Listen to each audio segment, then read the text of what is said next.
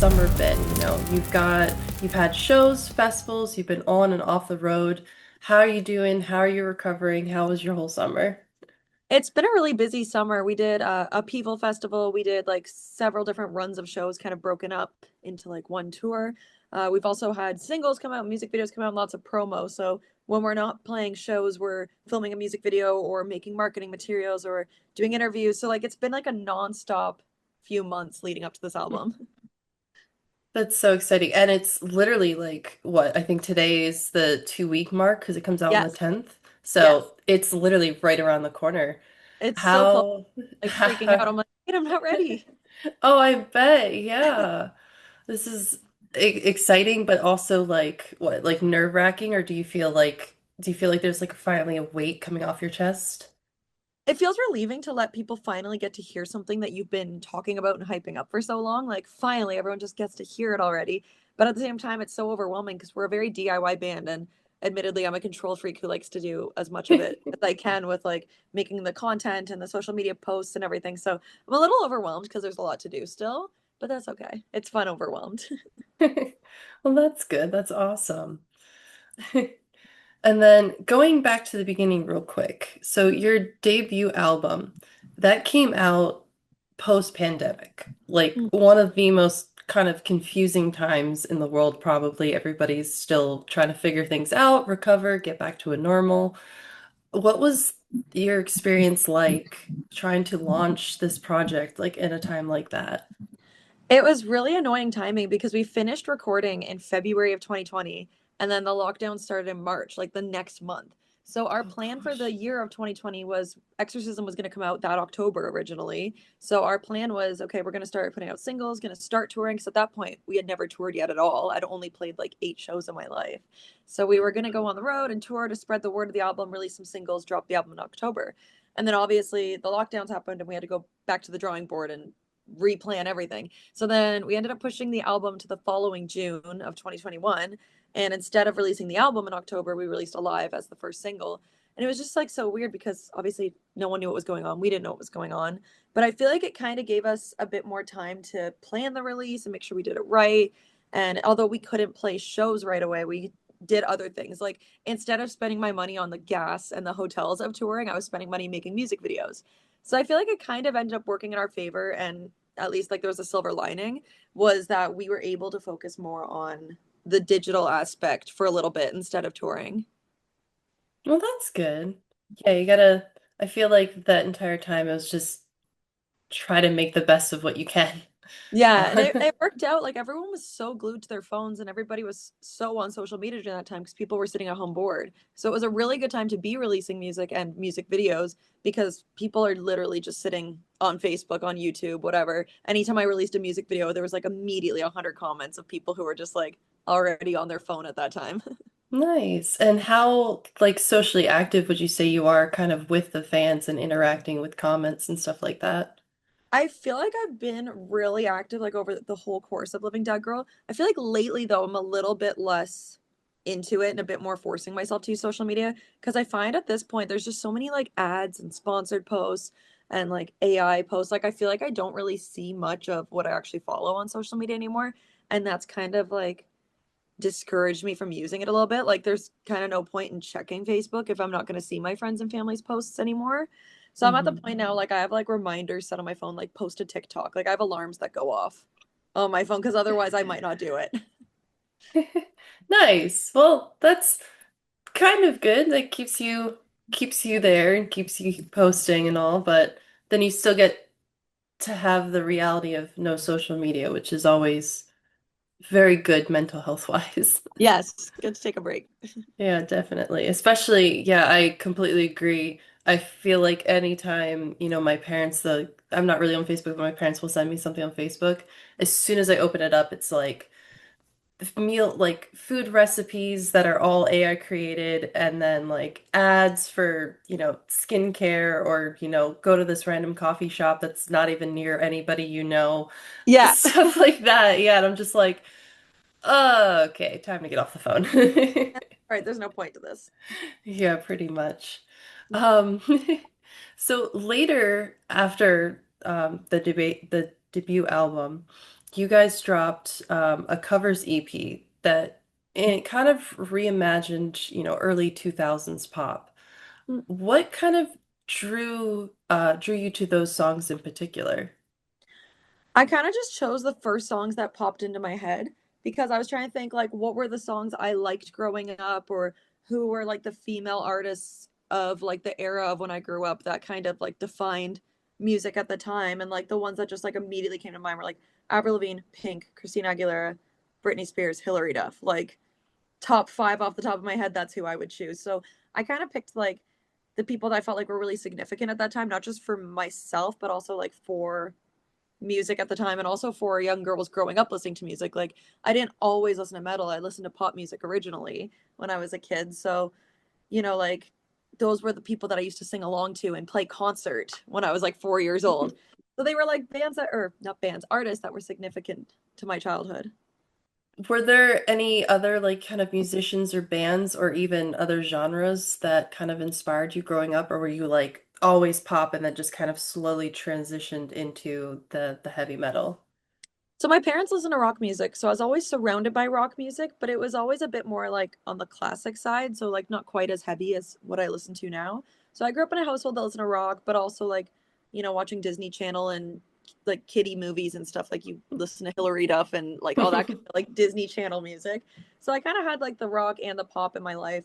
And then around like age 10 years old is when I started kind of discovering like Marilyn Manson and stuff like that. And that's when I started getting into okay, I like even heavier stuff. And like the biggest thing for me was like the first time I saw Marilyn Manson's music video when I was like 10 years old was like how entranced I was. I remember at the time by the makeup. I remember I had never seen someone with like crazy makeup like that. And that's when I started like experimenting and bought black lipstick and kind of playing dress up, if you will, but it was never a phase. But I really liked like not even just the music, but the kind of like subculture and the art behind it as well. Yeah, definitely. I was the same. My parents always listened to classic rock, and then I rebelled from it to country music. Oh, Um, okay. yeah, such a rebel, my So goodness. That rebellious. was, yeah. But then I feel like I made a switch into, heavy metal, but it was definitely a little bit later in my life. But yeah, my parents were like, "Can you go back to listening to country music, please?" I was just like, "Never." So, obviously, conspiracy. This is such an awesome time. We're so excited for it. I know there's not like a lot you can tell us about it, but hopefully you can tell us some. But when it comes to this record, can you kind of tell us more about like the themes and the ideas that really anchor conspiracy?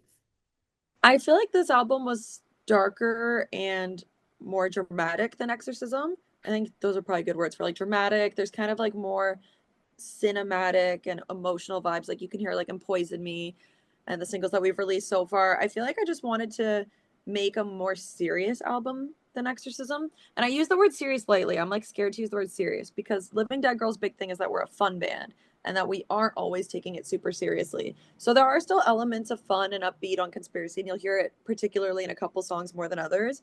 But at the same time, like when I'm coming up with lyrics that I need to scream about, I'm like, all right, we got to pick kind of angry tone, angry things to talk about. So at this point in my life, I think I was kind of writing more about like my world views and how I see life and everything, and less about personal emotions. Like with Exorcism, I was kind of more, this is what happened to me and this is how I feel about it. Whereas with Conspiracy, I was like, this is the stuff I'm seeing around me and this is what I think about it. So I feel like it's kind of like a more mature record than Exorcism. Okay, nice. I like that. How long do you feel like conspiracy was kind of in the works for? I had some ideas and some lyrics just like in the notes section of my phone over the last like 2 years. I kept saying like, "Oh, I'm not ready to make another album yet. Like Exorcism's still fresh, it's still new." I wasn't like feeling ready to like go record a new album. I was still really holding on to Exorcism. And then there was kind of just like one day where I was like, "Yeah, actually, I am ready to go make some new music. Like I'm feeling it. I have some ideas, and I already had the title Conspiracy. I was already ready to record a song called Conspiracy. So I already had like a bunch of different like lyrics and themes just like in the notes of my phone for a long time. Nice.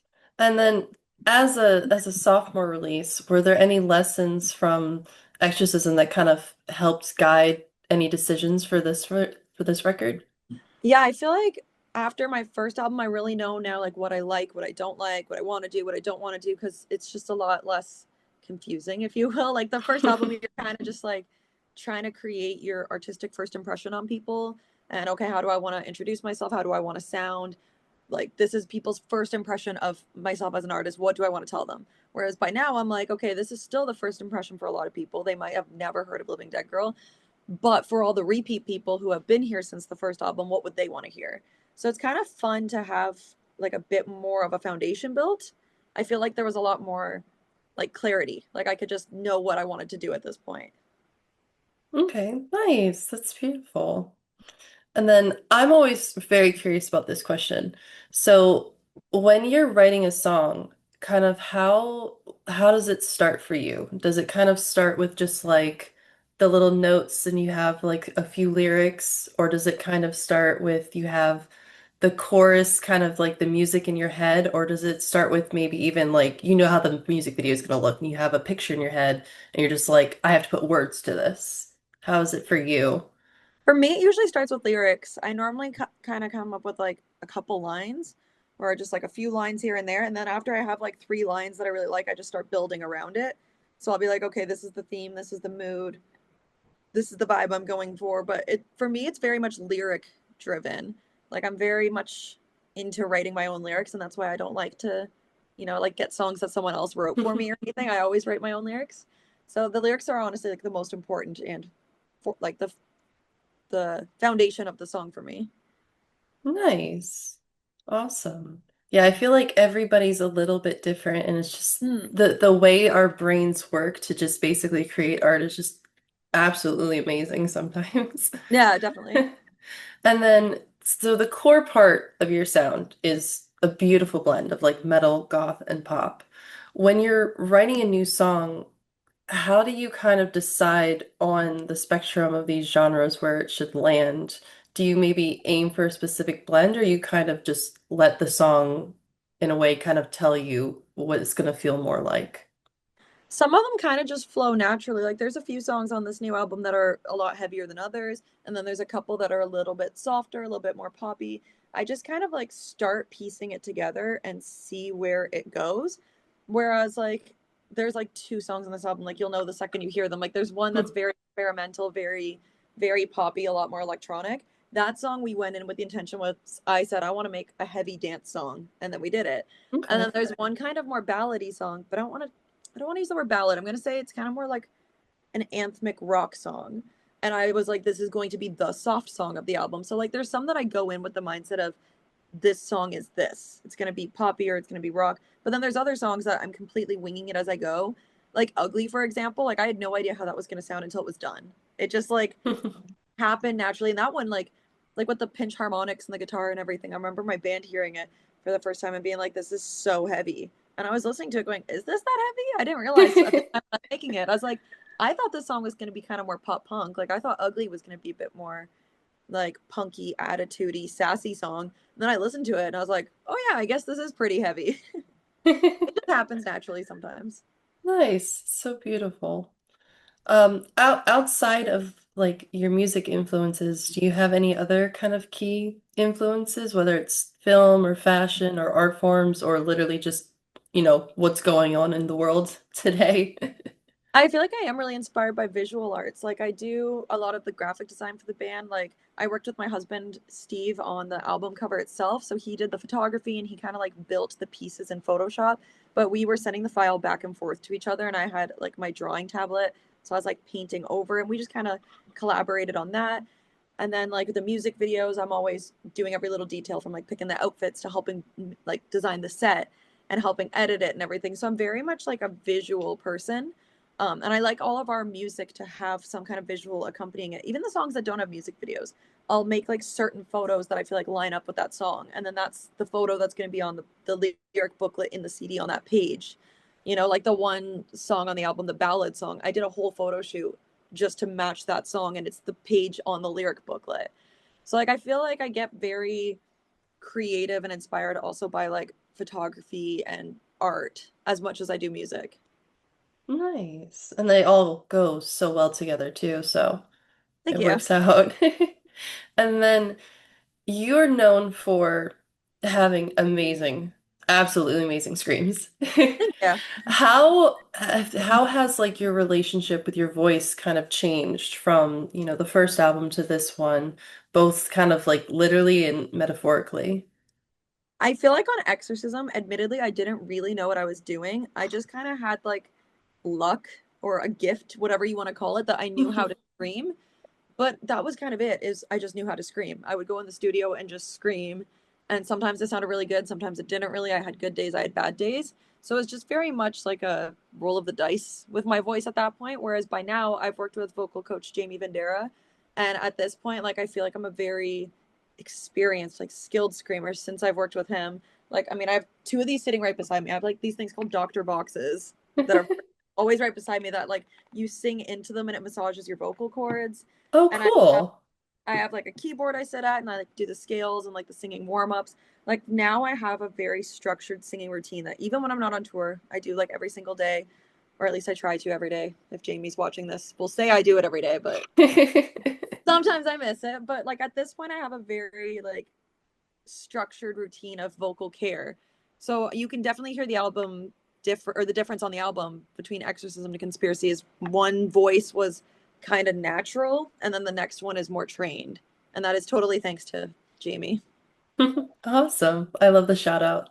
We're definitely gonna make sure you're doing it every day though. We're gonna check in with you. Yes. Yeah. I have like a calendar sitting above my keyboard and I check off every day that I do it and I write like which exercises I did. So then if it starts looking a little blank for a few days or a week, then I go, oh shit, I gotta fill it up.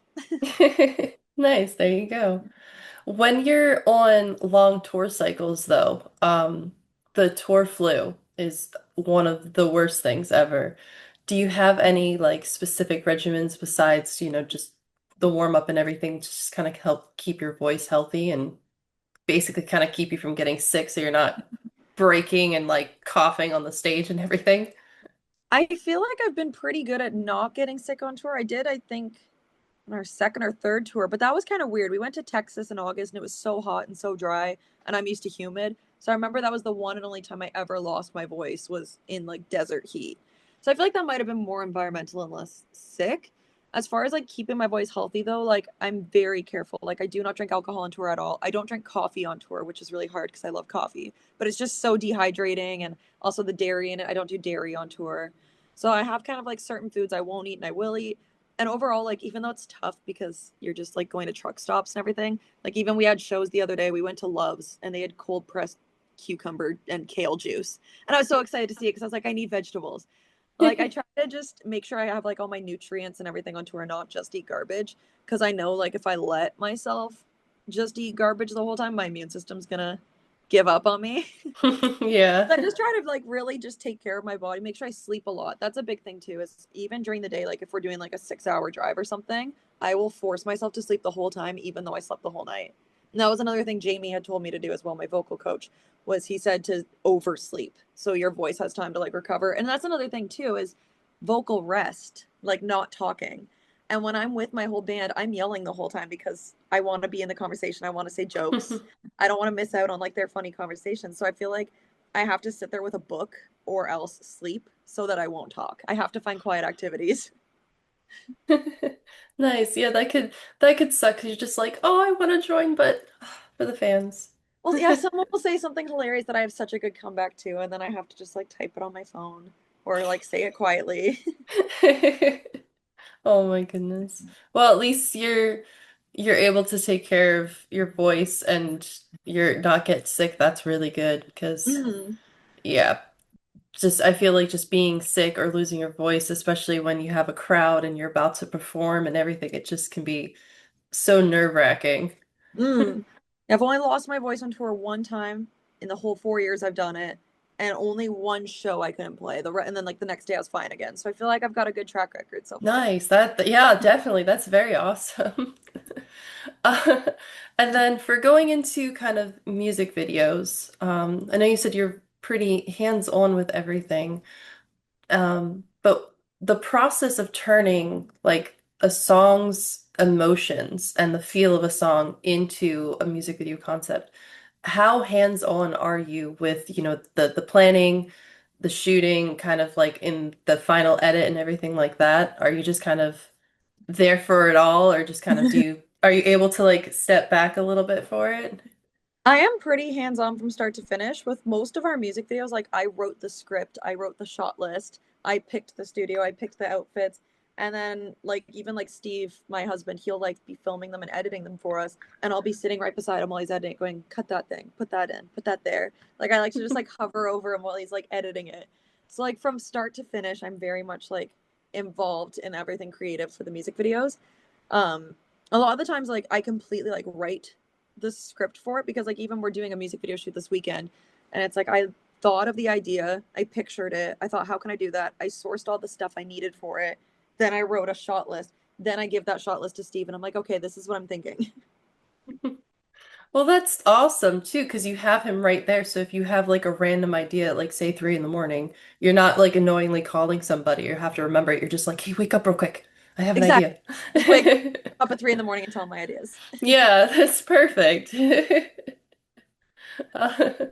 Um, when it comes to kind of the brainstorming and everything, is there any kind of directors or maybe other photographers, but if you don't want to mention them, we don't have to because, he's the best. Um, or any kind of like other visual artists that kind of inspire you to help you kind of create the look and the feel of the music videos? Like ones I've worked with or ones I like look up to. A little bit of both, yeah. Anybody that you've worked with that kind of help you kind of direct your style and your approach, but then also ones that you've just seen and everything. Well, with Exorcism, we worked with Andrea Hunter. She's an incredible photographer as well. So she did that album artwork where like my skin is blue and I'm like floating and have no pupils and stuff. So she did all of the artwork for that, and I absolutely loved it so much. I still love that artwork so much. So that kind of determined the whole vibe and the whole mood of Exorcism. Was once I did that photo shoot with her and we decided, okay, that's the album cover. Then we like kept hiring her and kept using her for the photos for the singles and other things because I was like, now like the mood has been set, now I know what I want. So working with her for the first album really like set the tone for that. And then just lately I've been working with Steve a lot because like built-in in-house creative. But it's nice working with Steve too because he's really good at what he does with photography and stuff, but he still allows me to like use my creative freedom. Like if I say I want to do this, this, and this, he'll suggest, okay, well, how about we do it like this? But like it's very much like a collaboration where like we both bring our ideas to the table. So lately I've been really liking working with my husband on all the graphics. That's good. You kind of want that in a healthy relationship. Yeah, it works out nicely. And then last kind of couple of questions I have is going to be about touring. Um, can you kind of share plans that you guys have for 2026 with touring? Is there any kind of dream place that you're excited to go see or anything like that? So we're still in the process of working out what 2026 is going to look like for us. So I don't have many details I can share yet. It sounds like there might be some festival dates and whatnot happening. So fingers crossed that that all lines up and works out logistically.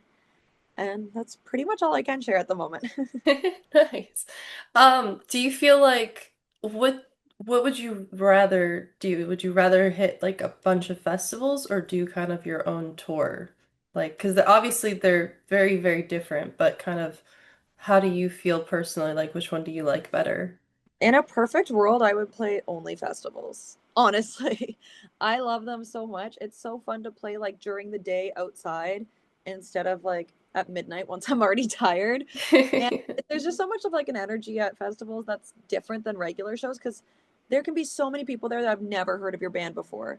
But festival people don't like gatekeep or judge like that. They're not like, oh, I've never heard of this band. They're like, I want to go see this band because I've never heard of them. So I feel like it's a very like open-minded crowd of people who are like there to discover new music.